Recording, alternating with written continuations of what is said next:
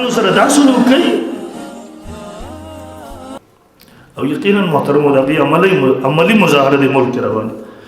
شیخ الحدیث مولانا ډاکټر عادل خان شهید رحم الله وینو کې ولم بو ګناه سوا اخو معذور اخو کمزور او بوډا او عالم او شیخ الحدیث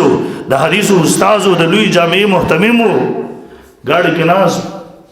په کولاو سړک باندې وشتو شهید ډرایور ور سره شهید شو دغینا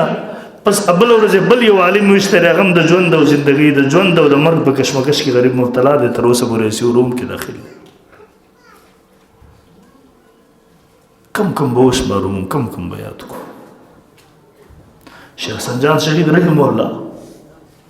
هغه سپینګیره تر اوسه پورې قسم دی هغه په خبره هیر کړی وي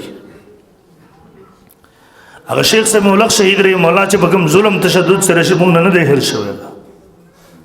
دا تقریبا په سونو باندې علما دي شهیدان کړل تر اوسه پورې د یو کس د قاتل پته نه لګي دا یو کس محترمو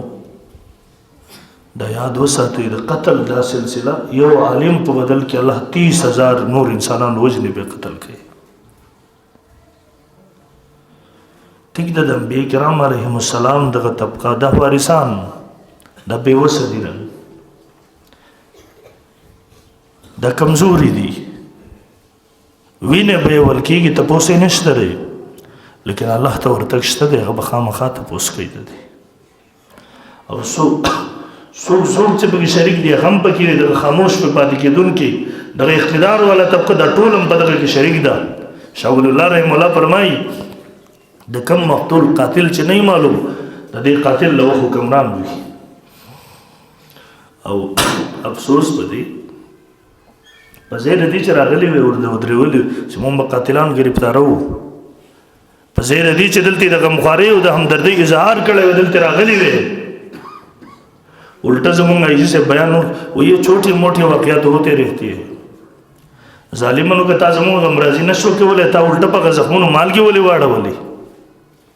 تا که تسلي نشو ورکولی د قرآن هغه طالبانو له د حدیثو هغه طالبانو ته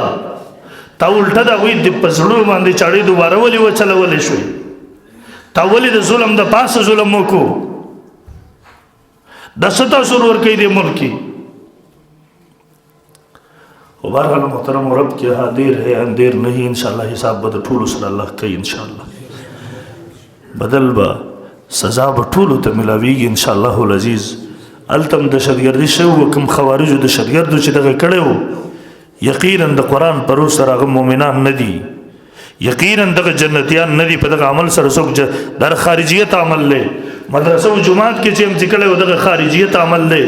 یقینا کدا هر چا کړي دا غیر اسلام سره نه د انسانیت سره تعلق نشته لري اسلام دغه اجازه نه ورکړي به ګناه وینه